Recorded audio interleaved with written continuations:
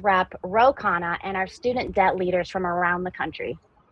You can help us get things started in the chat by telling us your name, tell us where you're from, and why you're passionate about the issue of student debt. If you're watching live right now on Facebook or Twitter, please like and share this video and help us get the word out on how Biden can still cancel student debt despite the Supreme Court's terrible ruling. Tonight, we're going to be organizing next steps in this new phase of the fight and amplifying the voices of our members whose lives have been altered by student debt. Now is the time to really show our strength on this issue, so I really appreciate seeing all of you here and getting active with us in the Zoom right now. Actually, let me go and check out the chat, see who's tuning in. We've got Margot Smith from Berkeley, California. We have Aliana from Ohio. We have Amit from Nashville, Tennessee, and Colleen in Jacksonville, Paulina in Portland. We've got Steve in Illinois, Steve Reinfrank, Latanya in Houston, Lindora Thompson in North Carolina. Tons of folks. The chat's moving really quick. Hard to keep up with it all. But I just want to thank all of you for tuning in and being so active. This is an issue that really impacts so many of us, 45 million of us actually, including me. So while the call is building, I'll take a moment here to share a bit of my own story because we'll be asking you to share yours. So it's only right that I share my own. I went to college as cheap as possible. I went to a state school. I lived off campus. I worked, and I still came out with $78,000 in debt just for getting an education. Realizing the magnitude of that burden really changed the trajectory of my life. I couldn't bring myself to triple that amount by going on to grad school or pursuing a career in environmental law. My only real choice was to move back home with family, where instead of paying rent, I paid $880 a month in student loans. I worked as a newspaper reporter for just $8 to $12 an hour the whole time I was there, and nearly every penny went to my loans. So for many of us, debt really gets in the way of things like getting our own home, starting a family, and pursuing our dreams. Of course, I love that I landed here at Our Revolution, where I'm able to use my degree to help fight for justice on student debt and so many of our issues. But I really hope that we can keep in mind that education is supposed to be a ladder, not a heavy burden holding us back in life. And that's what we're here to talk about tonight, because there's so much at stake in this moment, and there's still a path to victory. So let me read a few more names. We've got Michelle in Ypsilanti, Michigan. We've got Janet in New Mexico. Joan in Rocky Point, Long Island. Wahhabi in Illinois. Kat McNulty in the Adirondacks, beautiful country up there. Cynthia from Knightdale, North Carolina. Rita in DC. Alice in Seattle. The chat just keeps going. That's how many folks are tuning in because people are so passionate about this issue. So let's get right into it. Let me pass it over to Joseph Gavargis. He's our executive director here at Our Revolution. And Joseph, take it away. Thanks, Amanda, and thank you for sharing your powerful story. Look, this issue is critical because, as Amanda said, student debt has altered the trajectory of millions and millions of people's lives in the United States of America, and it hasn't altered in a positive direction. We all know this. President Biden won the 2020 election because he promised that he was going to improve the material well-being of the 45 million Americans who are burdened by student debt.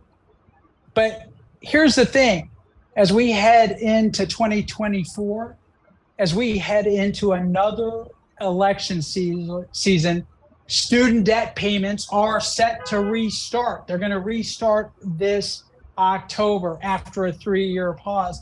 And to add insult to injury, the Supreme Court struck down President Biden's plan to forgive between $10,000 and $20,000 in student debt.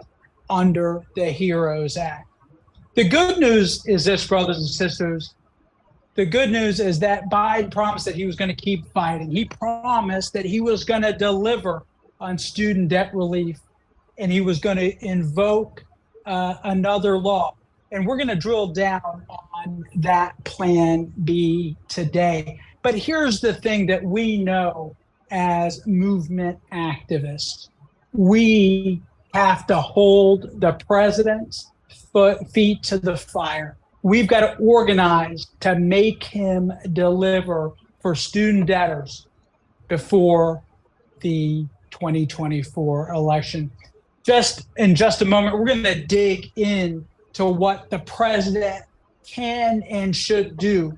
We're going to be joined by United States Representative Khanna, one of our strongest allies in the Congressional Progressive Caucus, who's teaming up with our revolution and other progressive groups to keep the pressure on the administration. We've got an outside and an inside organizing strategy, and Roe is helping anchor our inside strategy. And on the outside, we're going to be joined by activist and former Bernie 2020 campaign staffer, Melissa Byrne. Melissa helped found We the 45 Million, one of the leading anti-student debt campaigns in the country. And most importantly, we're going to be hearing from you, our members, who've been directly impacted by this issue. But not only that, we're also going to talk about how we can take concrete strategic action on this issue. Brothers and sisters, I want to thank all of you again for joining us. And I want to give a big thank you to all of our movement builders, the recurring donors who chip in monthly to help us keep our movement marching forward. If you're not already a recurring donor, I want to personally invite you to join us in struggle, become a movement builder, and support our organizing on student debt and other critical issues. It takes inside leaders like Bernie, but it also takes a grassroots members like all of us for contributing our time and our talent to fight for social change. For just $5 or $10 a month, you can sustain our work and make sure that the U.S. Supreme Court doesn't get the last word on student debt or any other issue. The link is in the chat. With that, I want to bring up our members. The first to tell their stories about how this issue has altered the trajectory of their lives. First up is Barbara Coher. She's an Our Revolution member, and she's been an Our Revolution member since the very beginning when Bernie founded this organization in 2016. Barbara's got nearly $200,000 in student debt, and she's looking at monthly payments of over $600 a month, restarting potentially in October. Barbara, welcome to our town hall on ending student debt. Tell us a little bit about your story and why you're speaking up. Absolutely. Thank you, Joseph. Thanks for having me. I'm really passionate about this topic, particularly because I have $176,000 in student debt from undergrad and grad school, a third of which is interest alone. I left grad school for a little bit to help with my parents, take care of my dad, who ended up being diagnosed with PTSD from his service in Vietnam War, and my mom was single income providing for the family at the time. So I moved home and helped out and forbeared and have done all the income-based and everything that I can do, and finally was in a position to save money when there was a pause during the pandemic. And I hate that it took a pandemic for me to feel finally financially free and finally the ability to save. And now that $600, my income has changed. I don't know what that will look like here in 2 months. And as my parents continue to age and I provide, I'm deeply concerned about what this means for me personally and how I can move my life forward, but also for them and how I can support them as they age. Barbara, thank you very much for sharing your story. We'll come back to you in a moment. What we heard from Barbara is something that this is not something that just impacts one person. It impacts an entire family. And our next speaker is going to really speak to how student debt impacts families. Her name is Virginia Spindler. Virginia is an Our Revolution member. She's also been a member of our movement from the very beginning in 2016. And she's going to tell us a little bit about what's happening with her family. Like many parents, we work hard and work to help support our kids as they advance their lives. But right now, that is a challenge. Virginia, welcome to our Monday night organizing call. Tell us a little bit about your story. Thank you so much. I'm a mother of 4 daughters, 3 living, and I'm 64. I'm at a time when a lot of people are thinking about retiring, and my husband and I can't consider that at all. That's pretty much out of the question, the amount of debt that we're holding. The family currently holds $237,000 in student debt and parent loans to Advantage, which was Navient, and Nelnet, 2 loan service companies. Our combined family income is currently $55,000. Some may ask, how did educated people get there? We tried really hard to give our kids opportunities and especially encourage them to move forward in life, improve their position in life, and we wanted them to go to college. And when our 2 youngest, our oldest went to a local university, and she had the student loan debt and managed to get through that. The 2 youngest were accepted to their dream school, and we encouraged them to attend. We sold our house to allow our girls to go to school, and they both graduated summa cum laude in 3.5 years, with working the whole time in New York City, despite one daughter's severe illness that limited her attendance through the whole last year. And unfortunately, my own genetic illness and the pandemic took a toll. I had to go on disability, and due to my family's medical costs, we lost our savings completely. Repercussions of COVID also severely damaged our daughters' ability to find work in their fields, and they currently are holding down low-paying remote jobs. We took a break from payments during the pandemic out of necessity, and in fact, survival. It was a big deal, and we celebrated each extension because we could take a little breath. Payments resume. Our family may have issues with housing, food. We honestly don't know how we're going to overcome the situation. It hurts to look at family pictures from the past because it reminds us of what we lost. Our lives are pretty subpar compared to what they were before. We cannot get a loan or even think about buying a house or even a decent car at this point with our current debt. And honestly, we couldn't afford it even if we could get access to a loan.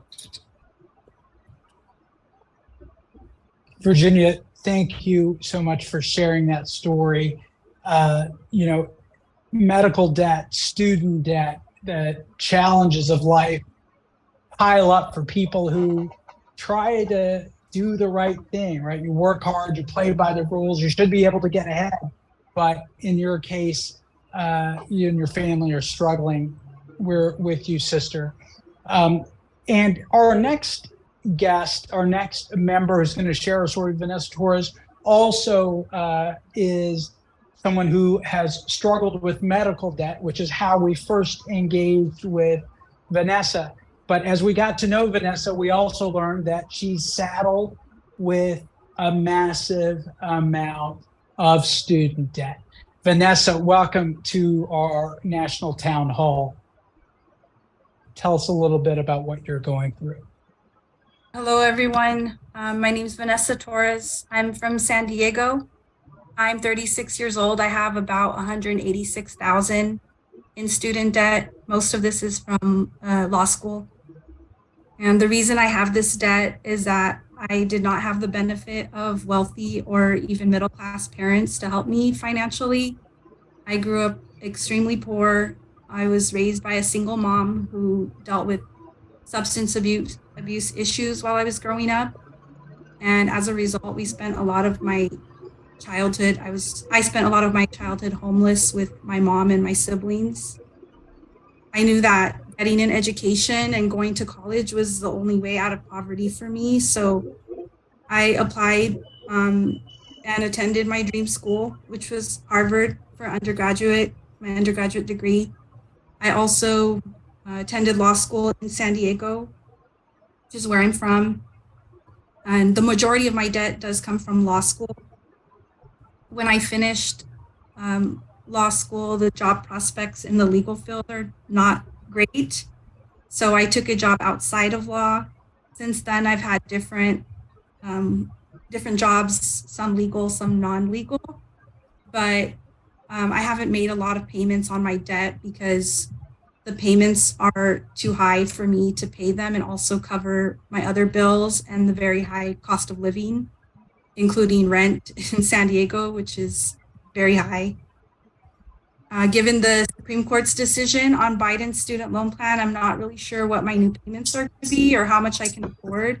It seems like there's a lot of uncertainty still. And rent has gone up significantly here and across the country. My position on student debt cancellation, it's not just about myself. I also worry a lot about my family that didn't go to college. I'm not sure how they're going to survive the cost of living increases. I'm worried about my own retirement. I'm also worried about their retirement and where they're going to live as they get older. I wish I could buy a home for us so that we would always have a place to live, but that's not an option because of the burden I have with student debt. I believe Biden should be pushing for debt cancellation urgently to provide relief to people like me who have done the right thing to lift ourselves out of poverty. And now we just like to improve our financial situation to help the rest of our family. Thanks, Vanessa. Thank you very much for sharing your story. I mean, if there's nothing else that I can think of when I hear our members speaking about their personal experience and the American dream is being deferred. And, you know, everything we've learned growing up in the United States is this, right? If you work hard, you play by the rules, you can succeed.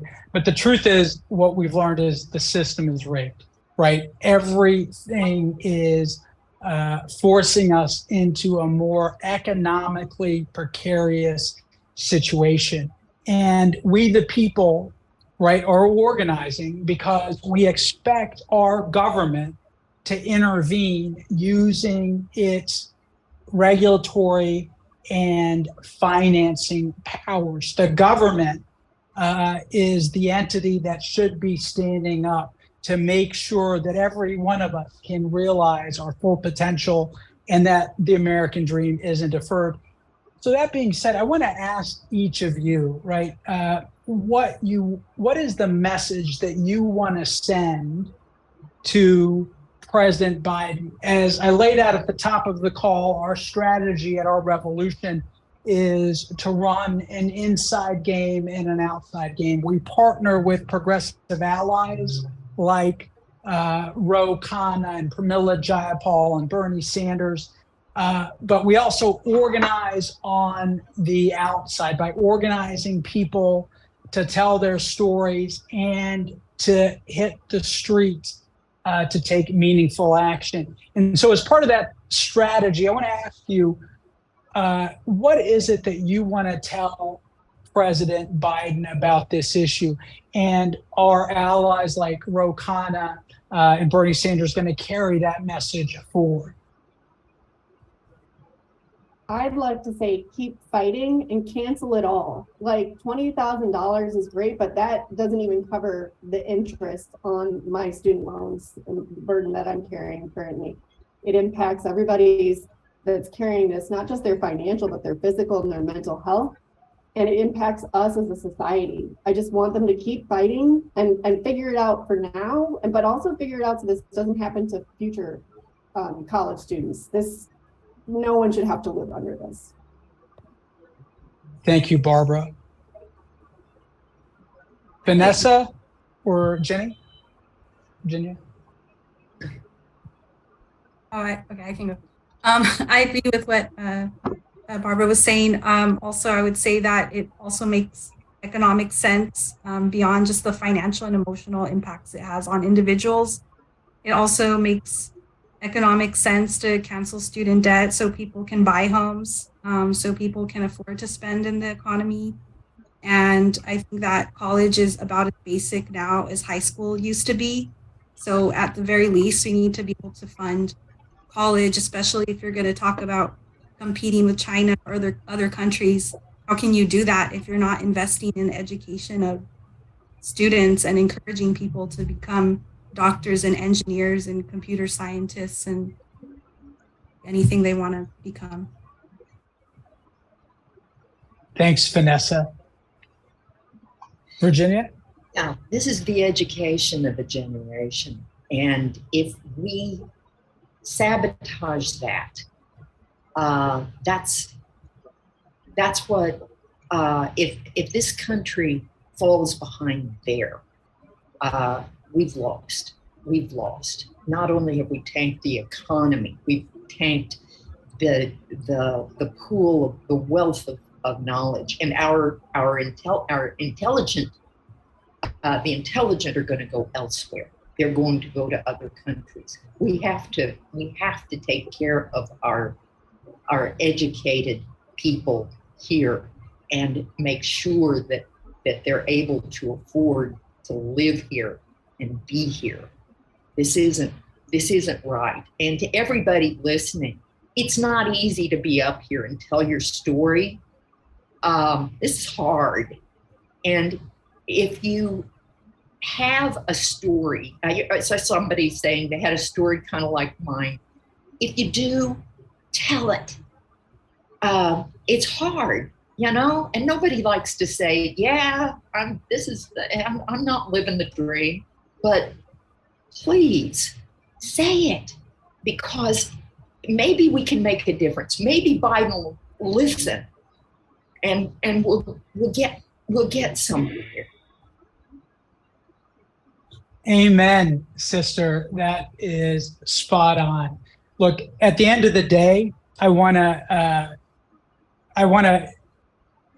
recognize Barbara and Virginia and Vanessa for speaking up and sharing that something that's very deeply personal to them, something that is emotional, that is psychological, that is economically a burden, and putting it out there in the public sphere, because that's the first step. Because you know what, as you can see in the chat, Barbara and Virginia and Vanessa are not alone. But the absolute only way we're going to get change is if more of us overcome our fear or our shame and speak truth to power. And that means telling our stories in the public arena. We are called, as members of our revolution, to be engaged in the public arena.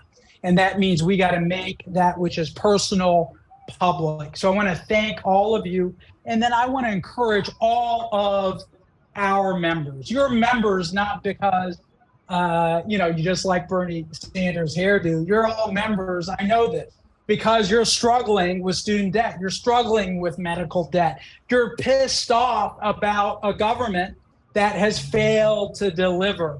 And you're willing to invest your time in being a part of changing it. And so I want to thank you all. And I want to encourage you to join us in this campaign. What we're going to do next is talk concretely about our inside-outside strategy. As I mentioned, we've got Khanna here. He is helping lead our strategy on the inside of halls of power. And we're working with folks like Melissa Byrne, who you met at the top of the call. She is with We Are the 45 Million, one of the leading anti-student debt groups in the country. And so let's drill down on our inside-outside strategy. So Melissa, you heard these stories, right? All these folks have six-figure debt burdens. It's outrageous, right? For getting an education that, right, doesn't lead to a job that pays anything probably close to six figures. I want to ask you, what is our plan to hold Biden accountable? And let me start with you. What is your thinking in this moment, and what is it that we need to do as a movement? Well, thank you, Joseph. Thank you for giving me the opportunity to hear from the testimonials. I mean, Vanessa, your story is the American dream, to come from a working class background and go to Harvard and do what you did. And Virginia, I was so moved to hear about what you're doing on 55,000 and all the stories. I mean, I really appreciate it. And Melissa, of course, who's outside the White House every day and in the Capitol every day. Look, and Barbara and Amanda, thank you too for your very powerful stories. I took out, I think, $150,000 of loans. I was not working class, but my parents were middle class. And the reality is that, in my 20s, I remember the years where I had to take forbearance, where you can't pay in a year. And that the number just keeps piling up, even when you're paying the $300 or $700 monthly payment, because of the interest, it almost is like it doesn't do anything. It just keeps getting bigger. Now, I was fortunate in life. I went to Silicon Valley and I did well. I've been able to pay them off, but I am very well aware of how crippling that kind of debt can be. And if you don't end up doing well, it can basically cripple your opportunities to the American dream your whole life. No other country in the world makes people do this. No other country makes people do this. They go into this kind of debt to get an education. And I hate the fact that folks are pitting the working class against those taking out student loans and student loan relief. My question is, who do you think is taking out these student loans? It's not going to be my kids who are going to do it now that I've done well. It was kids coming from the working class and the middle class. And so the irony here of saying that somehow this is not a working class issue, let me tell you, it's not the kids of those who've done well who are taking out the student loans. It's the kids of the working class. It's the kids of the middle class. And if we want to build generational wealth, we have to cancel this student debt and not have people accumulate this extraordinary student debt. So what are we doing, Joseph? We are working on a clear letter to the president from the Progressive Caucus that I and Ayanna Pressley, Ilhan Omar, Pramila Jayapal, others are going to lead, saying we've got to, at the very least, stop the interest accrual. We need to pause any repayment until the president makes good on his promise. We need to invoke the Higher Education Act, where there is the authority to cancel these loans, and where what we should have done starting out on the Higher Education Act. And that this is, and those of us beyond the letter are saying this is an election issue. It's not that the young folks are going to go vote for Donald Trump or DeSantis. but they may not get as passionate as they were in 2020. They were promised something. That's why people knocked on doors. That's why they went all out. And if they're just going to quietly vote for Biden, that's not enough, because the other side's going to be energized. We need our young folks out there on social media, knocking on doors, standing in long lines, getting people out. And this is the issue. This is a huge issue on student debt. It affects directly people's lives. And we've got to show we're willing to go to the mat for this. We're willing to fight for this. And the Progressive Caucus is absolutely going to fight. I have publicly called on the president to do that. I'm going to, we partnered up with Joseph on petitions. We're going to continue to put on the pressure, and we're going to make both the substantive and the political case, Joseph. And so that's a good point. This is this issue, forgiving student debt, putting a pause on the payments that are set to restart in October, getting rid of predatory interest, forgiving some amount of this outrageous debt are all critical. And so that being said, it's good policy. And Ro, tell us a little bit about the Higher Education Act and why you think the president can use that when the Supreme Court struck down a use of executive authority under a different statute. Well, first of all, we have to understand that the Supreme Court were just plain out wrong. The HEROES Act is Congress giving the authority to the president to cancel debt. So anytime you say, well, Congress needs to do this, Congress has done it. Congress did it under the HEROES Act. Now, they don't like the fact that Congress had something overbroad in their view. After 9/11, Congress was ready to give the president basically power to do a lot of things. We all know this. The president took us into Iraq and Afghanistan over way too broad powers that Congress gave the president. But Congress gave the president that. Well, guess what? In the wake of 9/11, Congress also gave the president very broad powers to cancel student loans. They thought they were doing this for the Iraq war, but that's not what the state plain language says. The plain language says in any national emergency, Congress gives the president the power to cancel, to waive, or modify the student loans. Justice Roberts doesn't like that Congress gave the president too much power. And maybe Congress shouldn't have given the president too much power. And Justice Roberts is perfectly fine to run for Congress and modify that statute. But he can't do that from the bench. Actually, he can't run for Congress. He probably lives in D.C., and D.C. doesn't have a member of Congress. So, but he'd have to move outside D.C. But the point is that, or grant D.C. statehood. But the point is that the Congress has acted. Anytime you hear, well, why isn't Congress acted? Just say Congress has acted. And they acted in the Higher Education Act. They gave the secretary the power to waive or cancel. So Congress has given the executive the power to do this. The president needs to push, and the president needs to invoke these authorities and cancel it. What we should have done is canceled it and stopped collecting on it, and then it would have become moot by the time the president, by the time the Supreme Court ruled. And then what would we have done? Said that we're going to now cancel debt that already was zeroed out? I mean, recollect that debt? We wouldn't have done that. The administration didn't move fast enough. They should have just zeroed it out. They were waiting on the Supreme Court. Why are we waiting on the Supreme Court?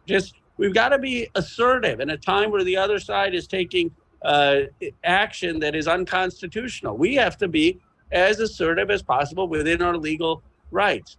And so the president should do it in the Higher Education Act. He should zero out the accounts. And then if the Supreme Court rules against us, then let's see if they're really going to enforce the collection of debt that's already been forgiven. That's right. And so there is clear, we believe, legal authority under the Higher Education Act of 1965. We're calling on the president to use it. He said he is willing, but we got to push him. So I want to pivot, Ro, to Melissa, who's one of our partners in this struggle, really been leading this struggle among the grassroots to cancel student debt. Melissa, tell us a little bit about what we need to do to get behind Congressman Ro Khanna and others in the Progressive Caucus who are pushing the administration. What are the strategic opportunities for citizen engagement? Yeah, absolutely. Thank you for having me, Joseph. Good to see you, Ro and Virginia. Vanessa and Barbara, it's great hearing your stories. It's sad hearing the stories. I am a defaulted borrower. So I come at this organizing from being impacted, from being judged for my debt, from having opportunities lost because of my debt. So that's how I got into this.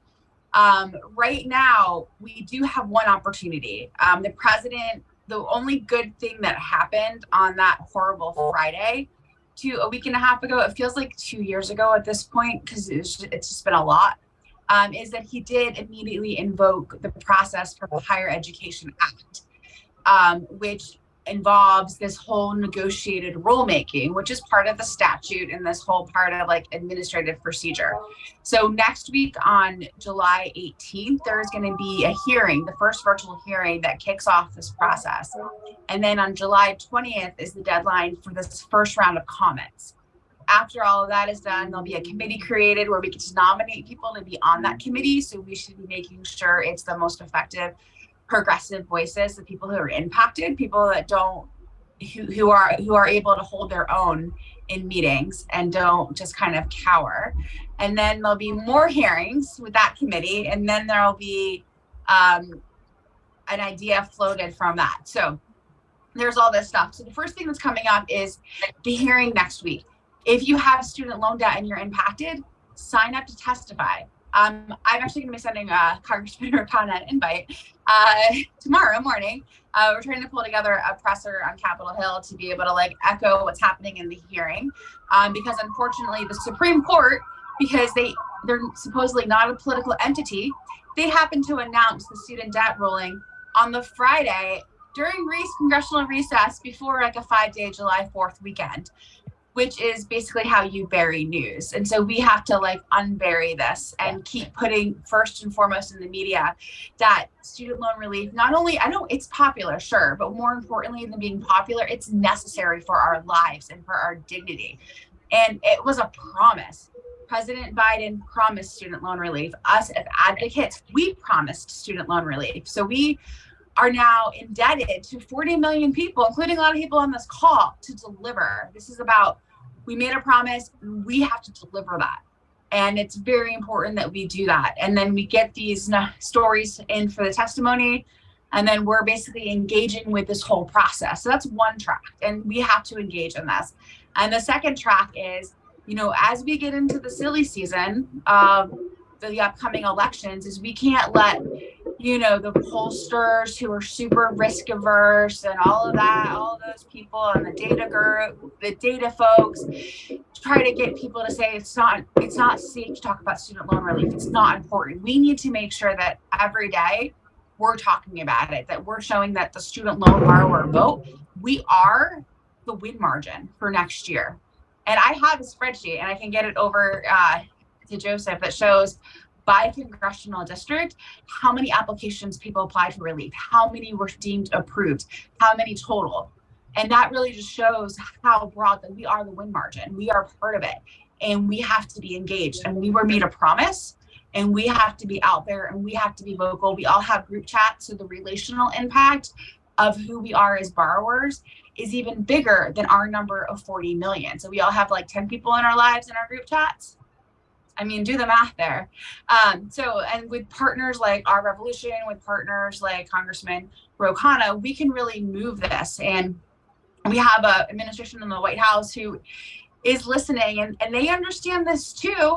And what I have found is really effective with them is, the president really believes in, he'll meet with anybody. His team will meet with people, they will listen. So we just have to have them on the phone nonstop. We have to like engage with that process and really keep showing and illustrating that we're right morally, we're right politically, and there's no option except delivering student loan relief. And I'm very grateful to see that folks in Congress are moving around the repayments being forced to have happen. I want to make sure everybody here knows there is a 1-year on-ramp. So you do not have to pay in October. The administration kind of has to say you have to pay because like they're getting a lot of pressure from the Republicans, but there's an on-ramp. So you don't have to pay for a year. So there's that. Obviously, if you're on PSLF and you have like 6 months left to get your full cancellation, you might make a different decision, and that's okay. But generally, I'm telling people, don't pay. If you figure out what your interest is, put that in a little savings account and have that make interest off your interest payment for a while. And then you can just throw that down as like a big payment if you ever have to start again. But mostly just let everybody know about the on-ramp, and then we keep organizing. Back to you, Joseph. Thanks, Melissa. So bottom line is, I guess, two things. One is it's good politics. As Melissa laid out, right, student debtors could be a decisive voting bloc, and we got to make sure we deliver to keep, the radical right wing out of power. But in terms of concrete next steps, right, here's what we've got to do. On 7/18, on July 18th, there is going to be a virtual hearing. And you have an opportunity, all of you who are personally impacted and who are pissed off, you got an opportunity to speak up and to share your story, just like Virginia, just like Vanessa. This is what matters, right? I see a lot of chatter like, oh, who we're going to elect, who we're going to do this. You know what? Right now, what we have to do is we have to organize and hold those in power accountable, whether we like them or not, whether they're aligned with them or not.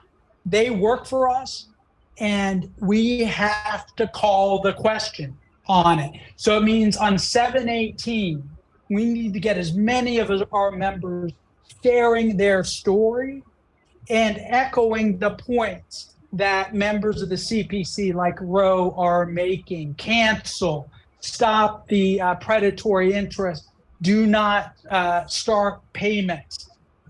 We need to make sure that the people in the White House and the Department of Education hear this. I believe that you can either testify, or as Melissa said, you've got until the 20th to submit your comments online. Let us know in the chat. We've got organizers on standby to help you navigate the process. So after this call tomorrow and in the following days, we're going to be reaching out to make sure that your voice is heard by policymakers. And then for those of you who are in Virginia and Washington, D.C. and Maryland, or in West Virginia, or in driving distance, come join us, right, as we do actions, right? Melissa talked about a press conference on Capitol Hill. Come join us so we can send a clear message to the administration. We need bold action. And this is just the beginning, right? These submitting stories to the Department of Education, engaging in media work and doing direct action, that is just the beginning. Because the truth is, if we want to see change, it's going to be a fight, right? And we can't give up. We've got to engage now and then keep going. We've already won this fight once. I think we can win it again, because you know what? 2024 is just around the corner. Khanna, or Virginia, Vanessa, any of our other guests, any last comments that you have for our members who are on this call, or for those who are watching online?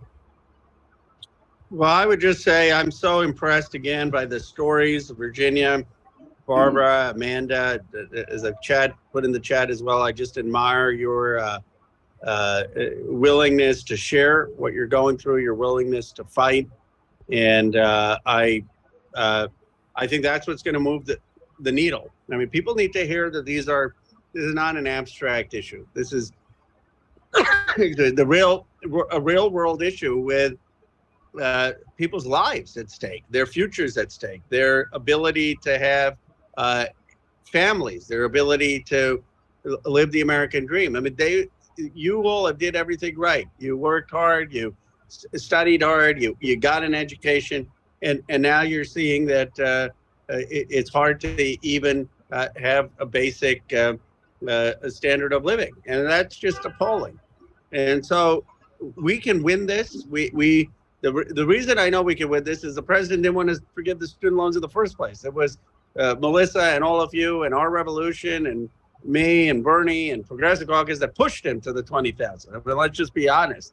And so we know that he listens and when there is pressure. And I think he listened in terms of this sort of, we're not going to report you to credit agencies, but that's not nearly good enough. At least stop the interest accrual, at least stop the repayments, right? Those are the first immediate, stop the bleeding. And then let's focus on what we can do in terms of a new forgiveness plan. But we can't have a situation where people weren't paying money under Donald Trump and now we're going to start paying money and having interest under Joe Biden. I mean, that's just not a winning message. Other folks? Any last words from our terrific panel? So again, I want to thank all of our members. Yes, go ahead. Just please sign up for, please give your comments when you get the link to be able to submit the written comments. Your stories matter and your words matter. They all get read and they're all public. And your active engagement becomes a data point that then we can also show the White House to be like, look how many people engaged over summer break, over July 4th, over like when we shouldn't have to be, we should be taking with our families, enjoying summer. But no, we're organizing because 40 million people are depending upon this relief and we're not letting the Supreme Court or summer break mess with that. So it matters more now. So I do appreciate y'all, and I appreciate our revolution being like the first group to jump up and already be ready working on this. So it means a lot. So thank you, Melissa. Thank you, Congressman Khanna. And a big thank you to our members, Virginia, Vanessa, Barbara, Amanda, for sharing your personal stories. Because you know what, that is the beginning of changing corrupt system, is speaking out, sharing how you and your family have been impacted, and then having a theory of winning. And I hope for all of our members who joined us tonight or who have joined us online, you understand our theory of winning, right? It is sharing our stories, talking about how this is economically and otherwise harmful, giving the president a hook, and then organizing, right? Telling those stories, engaging in the rulemaking process, engaging in strategic actions that make sure we advance this. Because you know what? Our goal is to win. It's not just to protest and make a point. Our goal is to cancel all of this debt. And so if you're down, if you want to fight with us, sign up, tell your story. We will stand in solidarity with you until the very end. So with that, I want to turn it back over to my comrade, Amanda Nichols.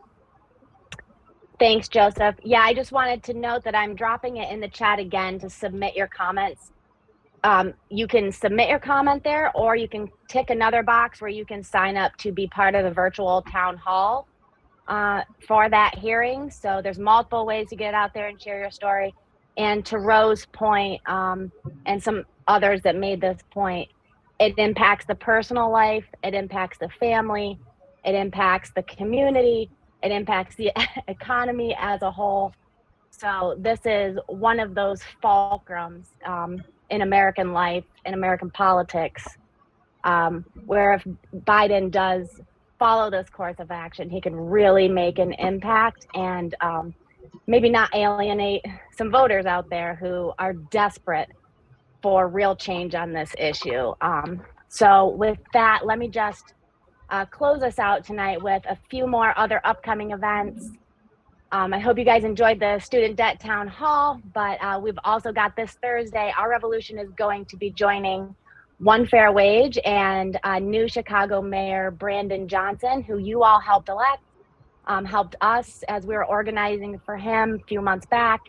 And there's going to be an event there where the mayor is going to be serving food to restaurant staff to raise support for a bill that organizers have worked really hard to get on the table, to raise the minimum wage and raise it for tipped workers as well, so that they're not left behind. We've got ballot initiatives for raising the wage and bills that are going to be pushed in states all across the country. So it's very exciting. And if you're in the Chicago area this Thursday and you're interested in attending, please drop your contact information in the Q&A. That's different from the chat. The Q&A, we want to use that because then only we will see your information. So Chicagoland folks, head up the Q&A. Let us know if you want to see the mayor serving food to some tipped workers. I think it's a great way to raise some awareness. And then we've also got a few new endorsements that we're rolling out in Washington State. Our Revolution, Pramila Jayapal, we're all backing Jorge Barron for King County Council, Tammy Morales for Seattle City Council, and Teresa Mosqueda for King County Council as well. These endorsements were made with Democratic input from Our Revolution members in Washington, and election day is August 1st. We see what Our Revolution members and local leaders can do. We can see how powerful it is when we all work in concert like this on issues and bring that pressure to bear. So I hope that you'll become a member tonight. Like Joseph said, we rely on these recurring donors to keep this movement marching forward. If you can pitch in $5 a month, $10 a month, that link is going in the chat right now. And you guys all heard me tell my story. You heard our spokes folks telling their stories. And we really hope that you will tell your story as well. So there's the link that we dropped earlier to submit your comment for the hearing. And then this one is just to share your story with Our Revolution and plug into this campaign that we're working so hard to, ramp it up and build pressure on this issue. And thank you guys all for tuning in tonight. I'm really impressed by the number of folks I've been seeing in the chat, the level of excitement around this issue. It's clear that this is an issue of deep impact for all kinds of people of all ages, young folks just starting their lives, older folks who have kids with student debt, and everybody in between. I know there's some folks whose Social Security gets garnished for student debt. It's absolutely abhorrent. We got to get rid of the debt and then attack the root causes. They shouldn't be price gouging us from the get-go for an education. These predatory banksters should not be using these predatory collection tactics against us. So I'm glad to see how much excitement there is to get the ball rolling on this. And with that, let us wrap up this call with our familiar chant that we end every call with. Joseph, make sure you're unmuted. And we know what that is. When we organize, we win. We win. When we organize, We win. We win. yes, when we organize, We We win. win. Thanks, folks. We'll see you next time. Woo!